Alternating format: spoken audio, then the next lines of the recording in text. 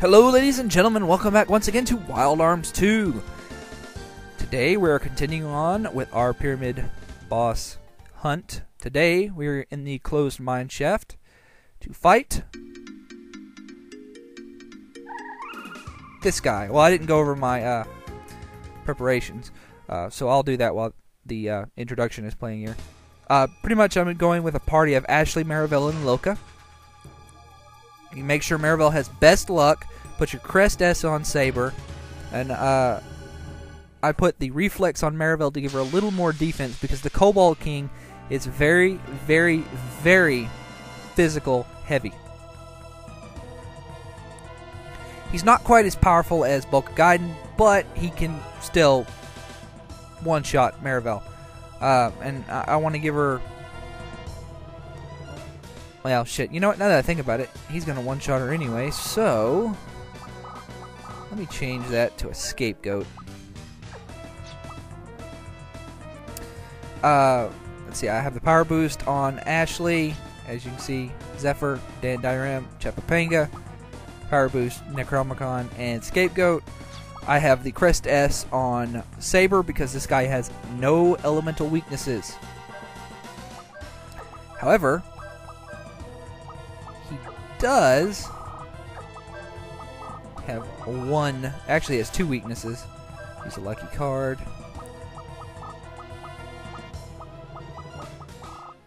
He's weak to two things. One of them being sleep, the other being Canceller. So we're going to use Canceller on him. If you have best luck, this pretty much has like a 90% chance to make it where he doesn't do anything. Cause a couple thousand points of damage, and it makes him skip his turn. It's very nice. The Kobold King has 85,000 HP, so this is going to take a while considering he doesn't have any elemental weaknesses. Excess. So pretty much the best way to deal with this, I found, is to switch over to Nightblazer form.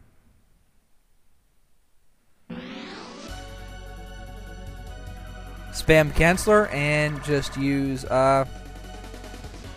Saber on Lilka, and heal as necessary when Canceller doesn't work, because it's not going to work 100% of the time. You could also put him to sleep if you wanted to. Buried Alive will hit you about 3,000 points of damage. It is an Earth Elemental attack, just so you know. I'm just going to use Mad Lucied because he actually resists fire.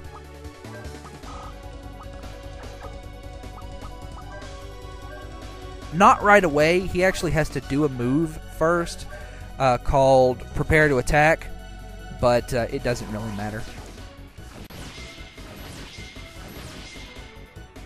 I'd rather get the damage going as fast as possible.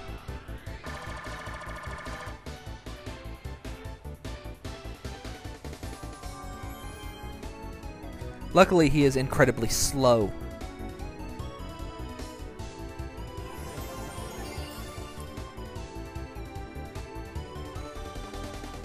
The big move you need to watch out for him is called Tactless. It'll hit one of your guys for about 5,000 points of damage.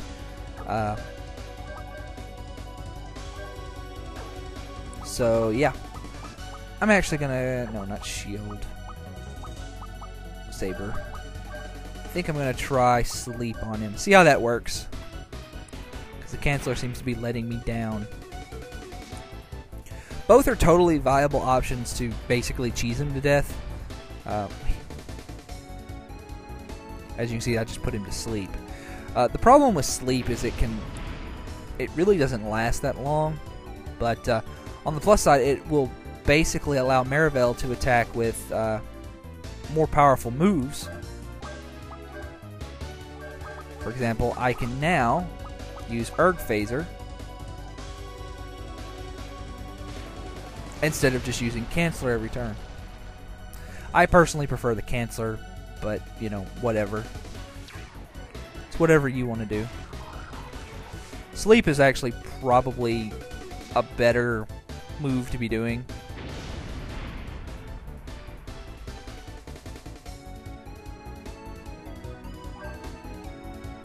And now he's awake. Okay. Gunblaze, Saber. Let's go. Start putting him back to sleep. And if it doesn't work, I'll just switch back to Canceller. Watch out for him using a move called Prepare to Attack. When he uses that, he will start resisting fire, at which point you need to switch over to Mad Lucied.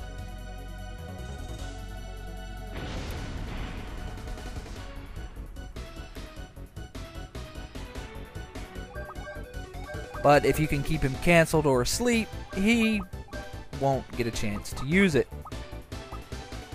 So, let's see, Herb Phaser.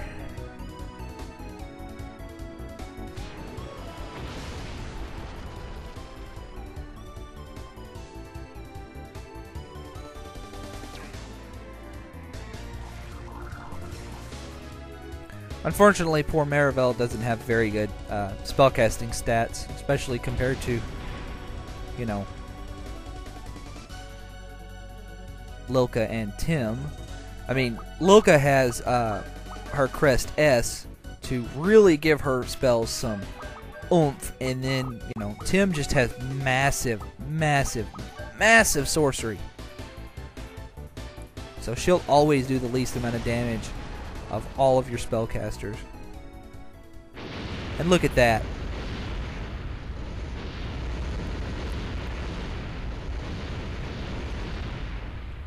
Easy peasy. Reach level 60. And we get the Omega Crush, Brad's ultimate weapon. And oh man, is it powerful.